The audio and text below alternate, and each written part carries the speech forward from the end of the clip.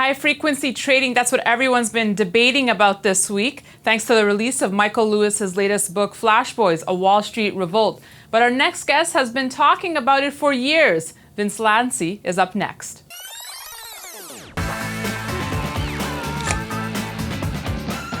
We have Vince Lanci back with us today. Vince, good to see you again. Thanks for having me.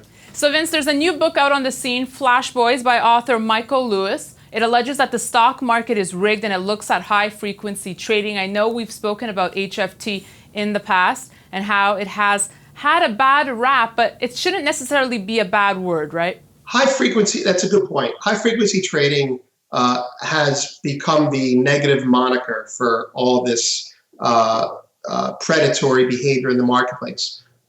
But what high frequency trading actually is it's just the use of technology intended to put in markets and respond to market movement faster. So high frequency trading, or let's just say fast computers and good connections to the exchange, were intended for firms that made markets or provided liquidity to get their markets in faster, to assure customers that there would always be a reliable market.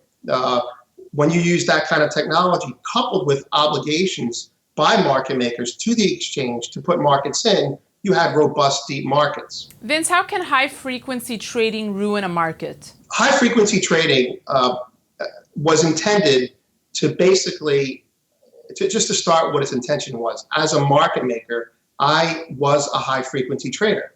I would put my markets in as fast as I could so that I could be at the front of the queue. I wanted to trade. I wanted to be a liquidity provider. So as a direct answer to your question, the true liquidity providers that give you a bid when you want to sell and give you an offer when you want to buy, that are willing to take the opposite side of your trade, they're not profitable anymore. They're leaving the business. And so you're destroying the true liquidity of a market. You will hear many proponents of high frequency trading in its negative form as it adds liquidity. That's not true. It's false liquidity. It's one algorithm front running another until someone pulls the rug out and then it goes away, which happened a couple of years ago. So that is how a market is destroyed. So Vince, would you say true or false, rigging occurs in the gold futures markets through various tactics? Yes. Okay, so that said, we've heard about spoofing taking place in high-frequency trading, and spoofing can be a synonym to bluffing. How does spoofing take place? And I think you actually have an example which you lived. A million times I witnessed it, and I'll give you the circumstances. I'll give you a real example of a person who did it on the floor next to me. And this is one person. Banks and bigger firms did it all the time. They would flex their muscle. And then I will show you how that person took his individual strategy of spoofing and translated it to an algorithm, which I witnessed on the computer screen. And I went, this is someone spoofing. So what is spoofing? Spoofing is bluffing. Take that concept and put it on a screen. I'm looking at options trading in gold. The market is 6 bid at 7 in some call.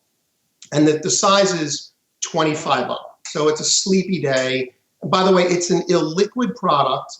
I'm sorry, it's an illiquid moment in the market. And spoofing works when there's less liquidity, when people are at lunch, right after the fix for gold. But we're working with just an example of spoofing here.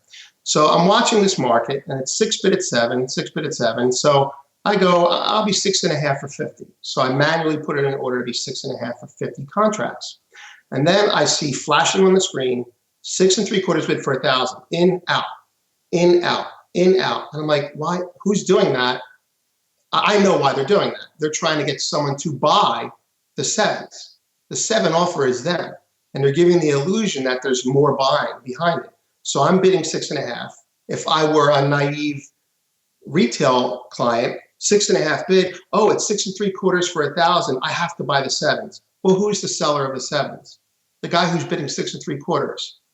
Caveat, try and sell the 6 3/4 1,000 times and you won't get them because his computer is faster than yours. So spoofing on the screen is just the same thing that's happened on the floor during the gold fix forever. It's bidding, not being genuine or offering, because you want the market to run away so you can sell it. So now, Vince, we have non-farm payroll data set to be released this Friday. Certain anomalies, which we have mentioned, have a tendency of appearing through HFT prior to the release of big data. So I guess my question is, will you expect some big moves in the gold market this Friday? Is high-frequency trading used more often when data is set to be released? At the moment of events, high-frequency trading is used as a tool to fish into what the market has going on. Yes, absolutely. Before I get into gold, if I may, there is a hedge fund manager, a very big, very successful hedge fund manager who makes a big part of his living doing that, meaning earnings are about to come out on a stock. And he'll call the analysts, and the analysts will tell him that, they're all bullish. Now, to him, that means everyone's long. Generally speaking, earnings reports are when longs will use to get out of their positions because the earnings will come in positive, the market will rally and will sell it. Well, what this fund used to do is they would sell it right before the earnings report, causing a panic, like somebody knows something we don't. Obviously, it's a thinly traded market. All of those longs would wash the market out, get stopped out. Who would be the buyer? The guy who caused the sell-off. Then the earnings would come out positive and the stock would go back up. So events are tremendous opportunities to force weak hands. And because right before the event, there's a lull in activity, you can push the market and see if there are stops.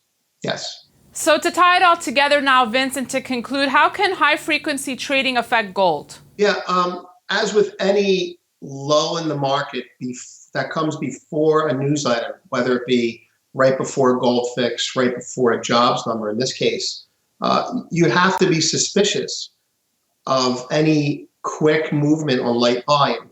And those are almost always either high-frequency trading algorithms testing a market or bullion dealers seeing where they're fishing for stops. So it tests your resolve. You have a position in gold and the jobs number's coming out and all of a sudden gold sells off without the number being out. You might get spooked and say, oh my goodness, someone leaked the number, when that's not the case at all. It's just someone trying to get you to sell to them. So anytime there's an event coming out, especially jobs numbers, I'd be a little bit nervous going into the number and make sure my risk and pockets were deep enough to handle the volatility. Vince, on that note, thanks for being with us. Thank you. And thank you for watching this edition of Reset with Vince Lanci. We want to hear from you, so email us at newsfeedback@kitco.com. Thanks for watching.